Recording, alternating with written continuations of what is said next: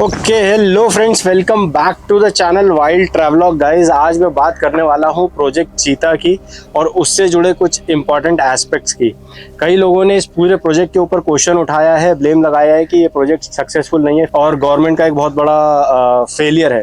तो मेरा मानना ऐसा नहीं है। देखिए गाइज, मैं इस प्रोजेक्ट को एज ए फेलियर नहीं समझता हूँ और मैं ऐसा क्यों कह रहा हूँ। मैं इस पूरे प्रोजेक्ट के बारे में इस पूरे वीडियो के अंदर पूरी ये चीज़ बताने वाला हूँ और पूरी एक इन्फॉर्मेशन शेयर करने वाला हूँ।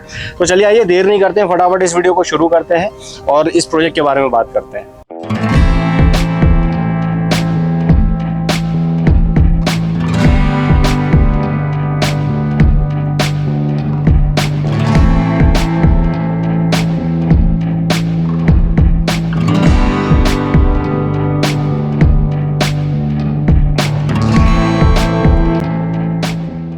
गाइस, जैसा कि मैंने बताया प्रोजेक्ट चीता, तो सबसे पहले इस पूरे प्रोजेक्ट की डिटेल के अंदर जाने से पहले सबसे पहले मैं इस पूरे प्रोजेक्ट के बारे में बता देना चाहता हूं, बिकॉज कई ऐसे हमारी ऑडियंस है जो शायद इस वीडियो को पहली बार देख रही होंगी, तो उनको नहीं पता होगा कि ये प्रोजेक्ट क्या है या फिर इस प्रोजेक्ट की पूरी डिटेल्स क्या है। तो मैं आपको समझा देता हूँ। देखिए, पिछले साल 17 सितंबर 2022 को प्रधानमंत्री नरेंद्र मोदी जी के बर्थडे वाले दिन इस प्रोजेक्ट का इनॉग्रेशन होता है और वहाँ उस टाइम पे कूनो नेशनल पार्क के अंदर अफ्रीका से 8 मैं बात करूं तो स्पेसिफिकली नमीबिया से 8 चीतास को लेके आया गया और जिसमें से 5 फीमेल थी, 3 मेल थे। इन चीतों के साथ ही भारत की प्रकृति प्रेमी चेतना भी पूरी शक्ति से जागृत हुई और उसके बाद उनको लाके वहाँ पे छोड़ा गया और वो कुछ टाइम तक उनको एनक्लोजर्स में रखा गया, जो कि बोमा एनक्लोजर्स होते हैं। और उसके बाद जनवरी के आसपास 12 चीतास को और साउथ अफ्रीका से लाया गया और जिसकी वजह से हमारे पूरे प्रोजेक्ट के अंदर टोटल 20 चीता हो गए। अब ये टोटल 20 चीता हो गए और इसके बाद इसमें से एक फीमेल प्रेग्नेंट होती है जो कि यहाँ पे डिलीवरी देती है। तो 4 चीता के बच्चे डिलीवर होते हैं, जिसमें से 3 मर जाते हैं और एक जिंदा रहता है, जो कि आज भी जिंदा है और सकुशल है।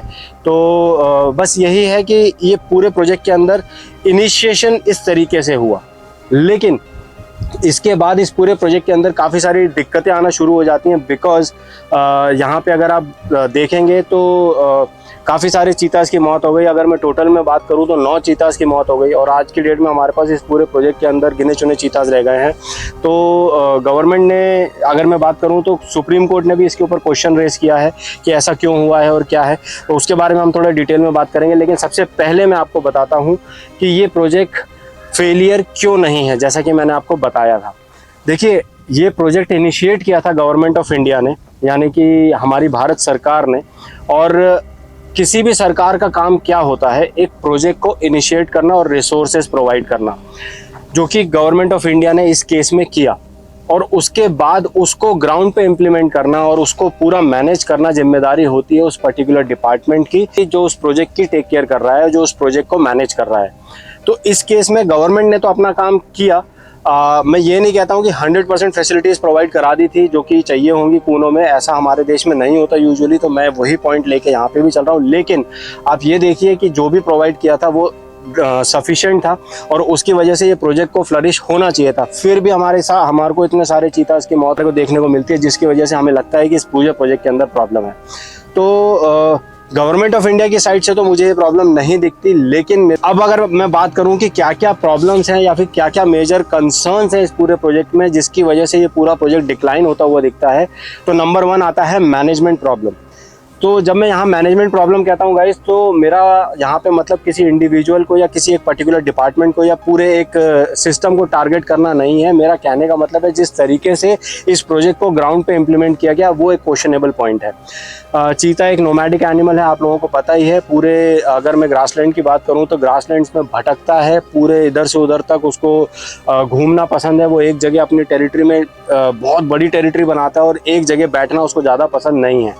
अगर मैं फीमेल चीता की बात करता हूँ तो 800 स्क्वायर किलोमीटर में एक फीमेल चीता भटकती है और मेल जो है 300 स्क्वायर किलोमीटर में भटकता है। तो इतना बड़ा जब एरिया ये जानवर कवर करता है तो इसको कूनो नेशनल पार्क, जिसकी खुद की जो एरिया है जो कि 842 स्क्वायर किलोमीटर का है, उसके अंदर लाके छोड़ना, वो भी 20 चीता को, क्या ये सस्टेनेबल हो सकता है? अब यहाँ पे 20 चीता जब अपनी टेरिटरी बनाएंगे तो आप खुद सोच के देखिए, क्या ये एरिया कॉन्फ्लिक्ट क्रिएट नहीं कर सकता? तो यही सारे कुछ फैक्टर्स हैं जिनकी वजह से आपने रिसेंट में देखा भी होगा कि कुछ चीता जो हैं आजू बाजू के गाँव में चले गए थे, गाँव वालों को दिख रहे थे, और वहाँ पर जब फॉरेस्ट टीम भी गई तो गाँव वालों ने उनको गलत समझ के उनके ऊपर अटैक भी किया। तो ये सारी प्रॉब्लम्स इस प्रोजेक्ट के अंदर आ रही है, बिकॉज आई थिंक ये चीज़ का ध्यान अच्छे से नहीं रखा गया। अब अगर मैं दूसरी बात करता हूँ यहाँ पे गाइस, तो दूसरी प्रॉब्लम आती है चीज़ों को ग्राउंड पे इम्प्लीमेंट करने की प्रॉब्लम। देखिए हमारे पास अच्छे अच्छे वेटनेरियंस हैं, अच्छे अच्छे बायोलॉजिस्ट हैं और जूओलॉजिस्ट हैं, सब हमारे पास अवेलेबल हैं, लेकिन इन चीतास का अगर रख रखाव ध्यान से दिया गया होता, या फिर मैं कहूँ तो प्रॉपरली मेंटेन किया गया होता, तो शायद आज कुछ चीतास की जान बच सकती थी। बिकॉज हमने पास में देखा था कुछ चीतास जो हैं वो इन्फेक्शन से मारे गए, कुछ चीतास को जो है प्रॉपर टेक केयर नहीं मिली, और शायद जब उनको इन्फेक्शन हुआ तो उनका डिटेक्शन हो जाना चाहिए था, उनकी तबीयत में जब खराबी आने की जो भी सिम्टम्स थे वो पहले डिटेक्ट हो जाने चाहिए थे, और जिसकी वजह से उनका ट्रीटमेंट होना चाहिए था, बिल्कुल लास्ट स्टेज पे डिटेक्शन, जिसकी वजह से ये मर जाएं। तो आई थिंक वो जो है हमारा मैनेजमेंट का हमारा जो टीम इसके ऊपर मॉनिटरिंग कर रही है, जो काम कर रही है, शायद एक उसका फेलियर है। अब अगर मैं एक और चीज़ के बारे में रिलेटेड में रखना चाहूँ आपके सामने, तो आप ये देखिए कि इतना टाइम हो गया, चीता जो है एक फास्टेस्ट रनिंग एनिमल है इस प्लानेट का, 120 किलोमीटर पर आवर की स्पीड तक पहुँच जाता है, उनको इतने महीनों तक बोमा इनक्लोजर्स में बंद करके रखना, क्या ये एक क्वेश्चनेबल पॉइंट नहीं है? मेरे हिसाब से हमारी बॉडीज़ के अंदर कुछ केमिकल्स रिलीज होते होंगे, वैसे ही चीतास के साथ भी होता होगा। अगर मान लीजिए हम अपने मसल्स को कुछ टाइम तक ढंग से यूटिलाइज नहीं करते हैं तो शायद उनके अंदर वो केमिकल्स प्रोड्यूस होना बंद हो जाए या कम हो जाए, जिसकी वजह से पूरे एक जानवर की बॉडी के अंदर जेनेटिक चेंजेस आ सकते हैं। अब 8 से 10 महीनों तक उनको एक छोटे से इंक्लोजर में बंद करके रखा है जहाँ पे वो अपनी टॉप स्पीड तक जा ही नहीं सकता है।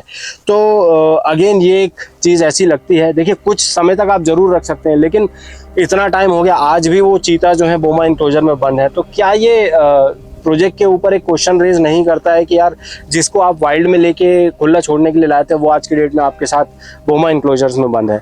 तो ये अब अगर मैं ओवरऑल बात करता हूँ तो ये मेरे को जो है पूरी जो है इम्प्लीमेंटेशन की प्रॉब्लम लगती है, यहाँ पे चीज़ों को ढंग से इम्प्लीमेंट नहीं किया गया। अब तीसरा अब मैं बात करता हूँ तो यहाँ पे आती है टेक्निकल प्रॉब्लम। अब टेक्निकल प्रॉब्लम मैं क्यों कह रहा हूँ, बिकॉज देखिए इस प्रोजेक्ट के अंदर काफ़ी टेक्नोलॉजी को यूज़ किया गया है। हालांकि ये कोई ऐसी टेक्नोलॉजी नहीं है कि बिल्कुल रिसेंट में आई है जिसके बारे में हम लोगों को पता ना हो। ये एक ऐसी टेक्नोलॉजी है जिसको प्रोजेक्ट टाइगर के ऊपर भी काफ़ी हद से काफ़ी डिटेल में यूज़ किया गया है। मैं बात कर रहा हूँ रेडियो कॉलर्स की।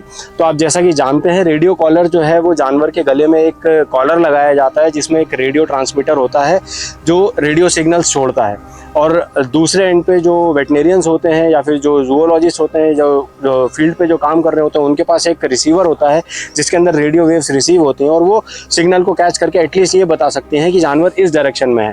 तो इतने बड़े पार्क में जानवर को ढूंढना थोड़ा सा आसान हो जाता है। तो इन चीतास को भी ये रेडियो कॉलर लगाए गए। अब जब ये रेडियो कॉलर लगाए गए तो इनकी फिटिंग इस तरीके से करी गई कि वो ढंग से नहीं थी, या उसके अंदर क्या मेंटेनेंस नहीं करी गई, उसकी चेकिंग नहीं करी गई, जिसकी वजह से इनके गर्दन पे हो गए जख्म और उनके अंदर पड़ गए मैगट्स। अब अगर मैं मैगट्स की बात करूं तो सिंपल भाषा में समझाऊं तो इल्लियां पड़ गई, कीड़े पड़ गए, जिसकी वजह से इन चीतास की बॉडी में हो गया इन्फेक्शन। और हाल फिलहाल में ही हमने देखा 3-4 चीता जो हैं उन्होंने इस इशू की वजह से दम तोड़ दिया।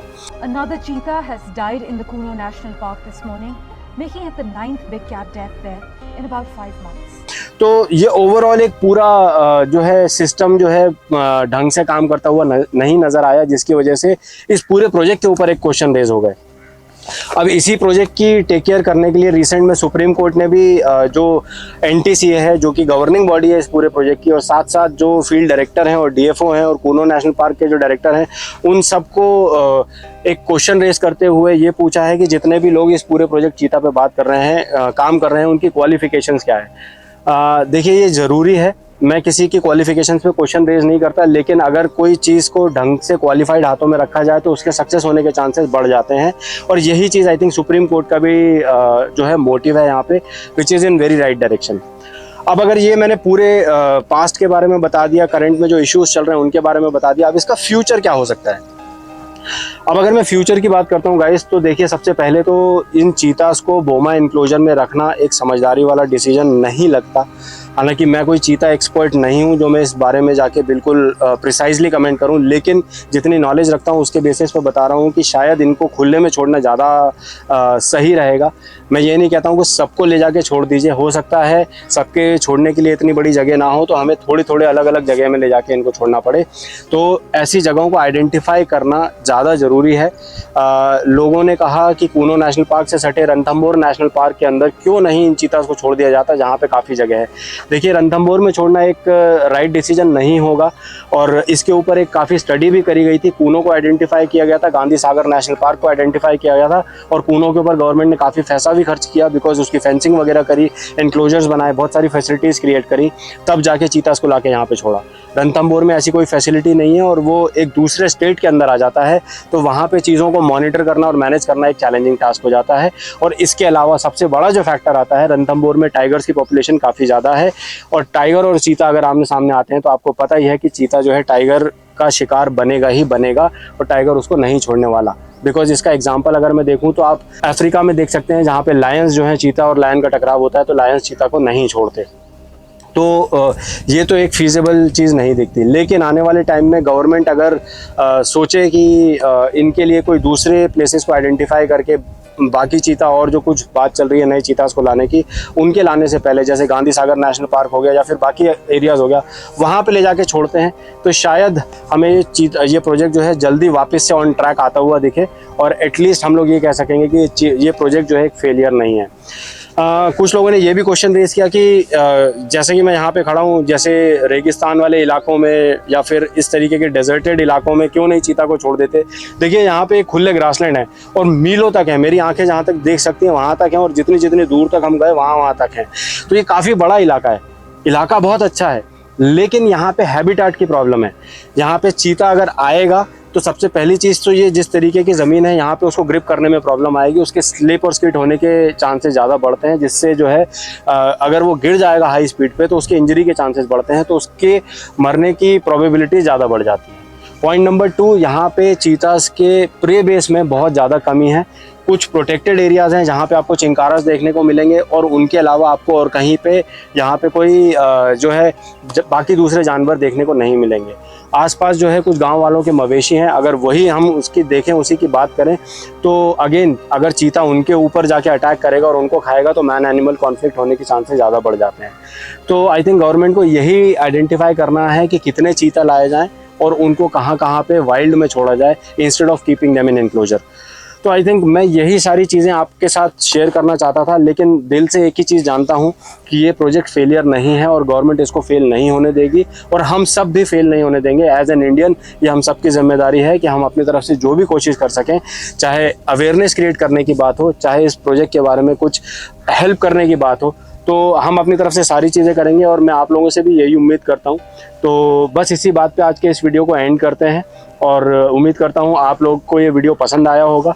अगर आप लोगों के कुछ क्वेश्चंस हैं, कुछ कमेंट्स हैं तो कमेंट बॉक्स में ज़रूर लिखिए, मैं उन सब के जवाब देने की पूरी कोशिश करूँगा। और जैसा कि मैं हर बार कहता हूँ और अपने हर वीडियो में कहता हूँ, तब तक के लिए अपना ख्याल रखिए, अपने आसपास का ख्याल रखिए, अपने माता पिता का ख्याल रखिए, एनवायरनमेंट में साफ सफाई बनाए रखिए। जय हिंद।